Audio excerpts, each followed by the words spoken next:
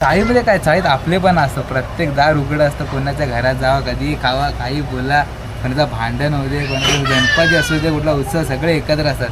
बिल्डिंगमध्ये काय व्हावा, आलो आपला दार खोलला, गेलो परत दार बंद. आज आहे मी म्हणेन की शेवटची रात्र या आमच्या घराची आणि या आमच्या चाळीची.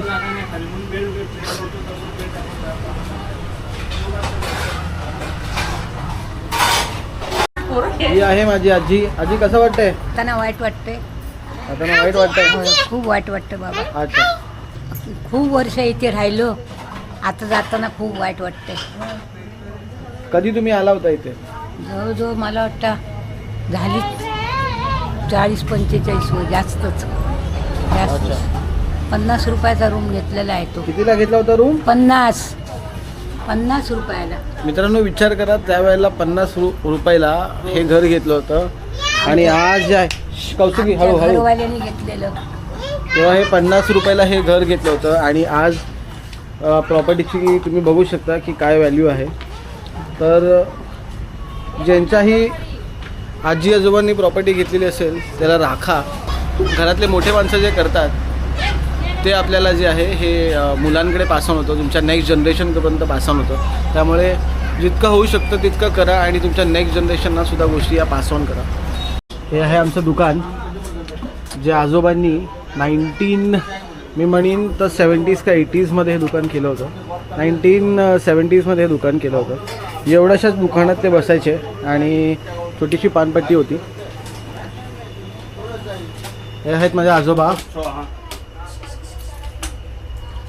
त्यांनी हे सगळं केलं. छोटंसं दुकान, या दुकानात मी सुद्धा बसून जो आहे तो अभ्यास केलेला आहे आणि मोठा झालेला आहे. त्या गोष्टी आपण कधी विसरू शकत नाही. सो मम्मी कसं वाटतं तुला आता की उद्या आपलं फायनली ही आपली शेवटची रात्र आहे या घरामध्ये? या घराने तुला काय दिलं आणि तू या घराबद्दल तुझे पहिल्या आठवणी काय आहेत? ह्या घराने खूप काय दिलं आहे, भरपूर काय या घराने दिलं आहे. दुःखही दिलं आहे, सुखही दिलं आहेत आणि ह्या जी माणसं कमवली आहेत ती ह्या घराने दिलेली आहे. आणि माझी मुलं लहानाची मोठी झाली, त्यांची लग्न झाली, आज ते स्वतःच्या पायावर उभे आहेत. ह्या घरातच ह्या घराने खूप आठवणी दिल्या आहेत आणि हे सगळं आहे हे आमच्या सासऱ्यांचं आहे आणि ती आठवण आम्ही कायम ठेवू, एवढंच फक्त. तर जसं म्हटलं मगाशी की आपल्याकडे जे बोलायचं भरपूर असतं पण कधी कधी शब्द कमी असतात, कारण का आपण खूप इमोशनल आहोत आणि असं वाटतं की जास्त व्यक्त झालं, जसं मी मगाशी म्हटलं होतं, असं वाटतं की मे बी आपण स्वतःला सांभाळू शकू की नाही सांभाळू शकू हे कळत नाही. तर तुम्ही ही बघितलं माझ्या मम्मीची जी आहे ही फिलिंग्स या घराबद्दल. हे आहेत आमचे आजोबा आणि ज्यांनी हे सगळं जे आहे इथे उभं केलं आणि हे आहेत आमचे पंजोबा आणि हा आहे मी. तर जे लोक मला ओळखतात ते या व्यक्तीला नक्की ओळखत असतील. तर मला याचं इंट्रोडक्शन सांगायची गरज नाही आहे. हा आहे सियोग महाडिक. आणि सियोग काय म्हणतं मग, घर झालं का खाली सगळं? बाबा चाललंय, आठवणी संपत नाही, घर खाली होत आहे.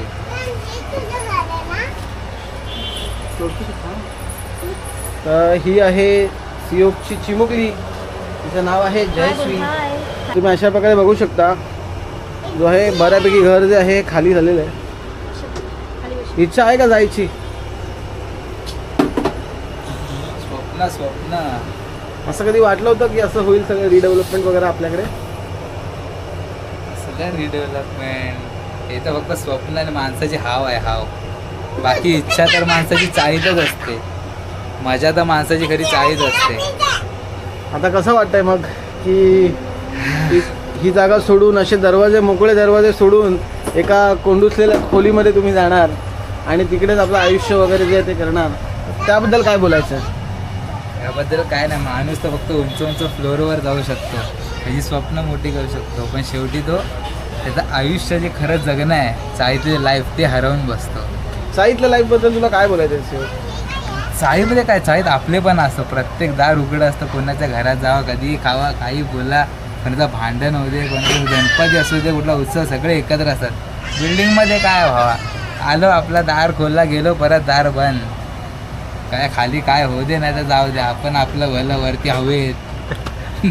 आयुष्यातला हा एक दुसरा भाग आम्ही आता बघणार आहोत आणि तुम्हाला नक्की सांगू की बिल्डिंगमध्ये गेल्यानंतर सुद्धा कसं वाटत असेल. मे बी जे बिल्डिंगमध्ये राहतात ते विचार करत असतील की आम्ही या गोष्टींना खूप जास्त मे बी ओव्हर एक्झॅजरेट करतो आहे, पण चाळीतले जे लोक राहणारे असतील त्यांना ते या गोष्टींना नक्की रिलेट करतील. तर या घराबद्दल माझ्या काही विशेष आठवणी आहेत. मी माझी 10वी म्हणेन याच घरात पार गेली आहे. या घरात माझा मित्र राहतो सुशांत म्हणून. आता तो सध्या शिफ्टिंगच्या कामात बिझी आहे आणि याच घराच्या टी व्हीवरती जे आहे ते आम्ही खूप सारे टेलिव्हिजन शोज वगैरे बघितलेले आहेत. कारण का सुशांत हा खूप लवकर कामाला लागला असून त्यांनी घरात केबल वगैरे लावला होता आणि त्यामुळे आम्ही सगळे जमा व्हायचो शोज वगैरे बघायला. हे भागू हाय. सो भागू, काय वाटतंय की उद्या सगळं रिडेव्हलपमेंट होणार आहे, तुझ्या फिलिंग्स काय आहे या घराबद्दल? Redevelopment. तू कधी विचार केला होता का की चाळीतून तू लग्न करून पुन्हा चाळीत येणार आहे? तुझे इमोशन्स काय आहे या चाळीबद्दल, या घराबद्दल, या इकडच्या लोकांबद्दल? तुला काय बोलायचं? मी सांगू इच्छितो त्यांना बघा, चाळीमध्ये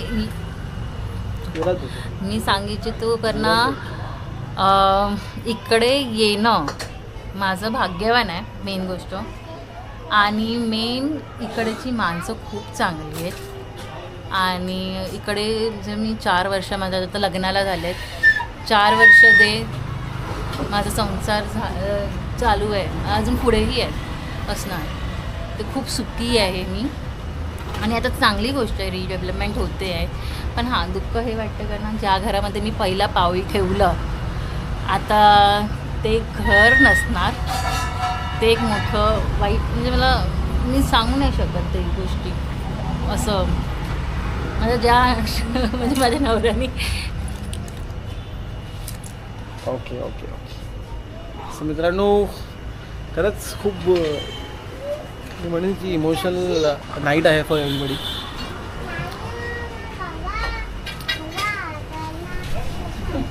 ओके, सो हे आहे आपल्या चाळीतलं सगळ्यात पहिलं घर, दीपक दादा यांचं घर. आणि दीपक दादाच्या घरामध्ये हा आहे समर्थ.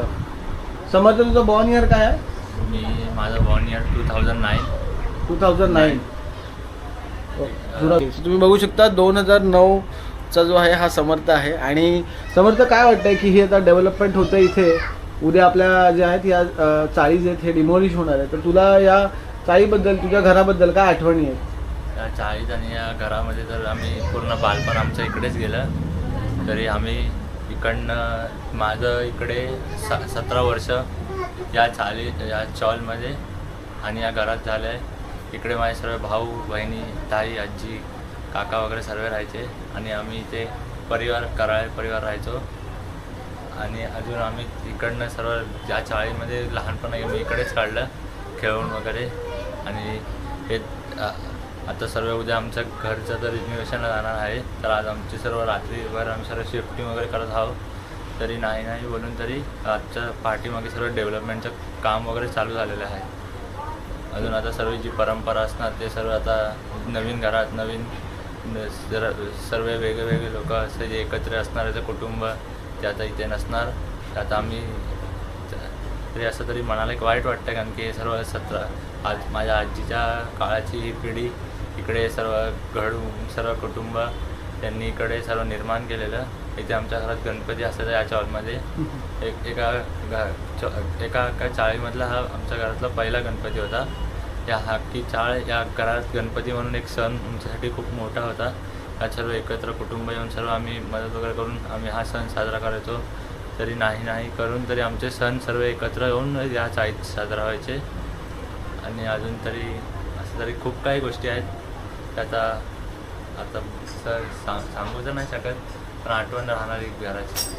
तर तुम्ही बघितलात समर्थने आपल्या मनातल्या जी काही गोष्टी होती ते त्यांनी मस्त व्यवस्थित जे आहे ते आपल्याला एक्सप्रेस जे आहे त्यांनी ते केलं. आणि मी तुम्हाला सांगू तर या घरात म्हणजे रणदिवे साईतला हा जो पहिलं घर आहे, या घरात जेव्हा गणपती बसतो तेव्हा अख्खी चाळ जी आहे पहिल्या दिवशी इथे जेवायला येते. आणि हे जेवण समर्थची मम्मी, समर्थची काकी वगैरे सगळे बनवतात. तर त्यासाठी या गोष्टीला, या घराला घेऊन आम्ही खूप अटॅच्ड आहोत. गणपती जेव्हा इथे बसतो त्या गणपती आणायला, गणपती सोडायला आम्ही सगळे जे आहे एक परिवार मिळून जे आहे हे विसर्जनासला वगैरे जातो किंवा गणपतीच्या आगमनाला जातो. तर बऱ्याच गोष्टी याच्या आठवणी राहतीलच. सो तुम्ही अशा प्रकारे बघता ना, हे आहे चाळीतले माणसं आणि आहे चाळीतल्या माणसांचे विचार जे उद्या आता फायनली रिडेव्हलपमेंटमध्ये जेव्हा जाणार आहेत तर त्यांच्या मनातले हे इमोशन्स आहेत जे प्युअरली ते व्यक्त करत आहेत. तू तर बराच लहान आहे. आता आम्ही लोक 30-31 वर्षाचे आहे. आमच्यासाठी हाच प्लेग्राऊंड, मोठा काय स्टेडियम बोल, रनवे बोल, सगळं आमचं होतं. असा कुठला खेळ आम्ही एक 4x6च्या लादीवरती आमची बस असायची, बस शिर्डीला जायची. आम्ही नाही का एक बस एक आम्ही खेळ खेळायचो. एक असा मोठासा कट्टा असायचा, त्या कट्ट्यावरती मी ड्रायव्हर शिव जो आहे तो माझ्या बाजूला असायचा आणि मागे जे आहेत आमचे लहान भाऊ बहिणी सगळे बसायचे मागे आणि आम्ही ही जी आहे ही बस घेऊन शिर्डीला जायचो. आम्ही गेम खेळायचो शिर्डी म्हणून, खूप फेमस गेम होता. आणि एकदा असंच गंमत झाली की तो गेम खेळता खेळता तो कट्टा जो तुटला आणि सगळे पोरं खाली पडली. आणि त्यावेळेला जे आहे ते सगळ्यांचे आय वगैरे आले आणि त्यांनी आपल्या मुलांना घरी घेऊन गेले. सो फनी मोमेंट होता तो. ऋतिकाला लागला होता ना त्यावेळेला, ऋतिकाचा पाय फाटलेला. त्यावेळेला खूप टेन्शन होतं. पण आज ती गोष्ट विचार करून आम्ही हसतोय, कारण का त्या सगळ्या आठवणी आहेत ज्या जे ते आपण चाळीमध्ये जगतो. आयुष्य असतं. उद्यापासून काय मग बिल्डिंगवाले होणार ना तुम्ही सगळे, बिल्डिंग सोसायटी मेंबर होणार तुम्ही लोक सगळे ना. सोसायटी मेंबर, प्रशिस्तीत लोक, प्रशिस्तीत सोसायटीतले मेंबर होणार सगळे हे. कोणी खजिनदार होईल, कोणी अध्यक्ष होईल, कोणी काय होईल. पण ठीक आहे, जे काय असेल मनाने जे आहेत हे आतमधली जो चाळीत राहणारा जो लहान मुलगा आहे हा कधी विसरू नये. त्याच गोष्टी जे ते एकमेकांना कनेक्ट करतात आणि असंच आयुष्यभर राहू. काय म्हणता भाऊ, घर जातं, घर तुटतात, पण आठवणी आणि माणसं राहतात, कायम राहतात. मित्रांनो, बिल्डिंग मध्ये फक्त तुला एकच घराचा मालक आहे. इथे आपली जमीन आहे, आपण जमिनीचे मालक आहे. तर बिल्डिंग मध्ये फक्त एका खोक्याचे मालक असणार आपण. बघितलं मित्रांनो, आपलं मन जे आहेत, मन आणि विचार खूप मोठे आहेत. त्यामुळे ना चाळीतल्या मुलांना कमी लेखू नका. खूप डेंजर असतात, कुठेही जाऊ शकतात, कसेही जाऊ शकतात. आणि मेन काय तर मुलं लाजत नाही. जे हवं ना ते घेतात, जे पाहिजे ते हवंच. कारण का ज्या वेळेला आम्हाला गोष्टी भेटल्या नसतात ना, त्या वेळापासून आम्ही विचार केला असतो की आम्ही जी मोठी झाल्यानंतर या सगळ्या गोष्टी घेणार आहोत.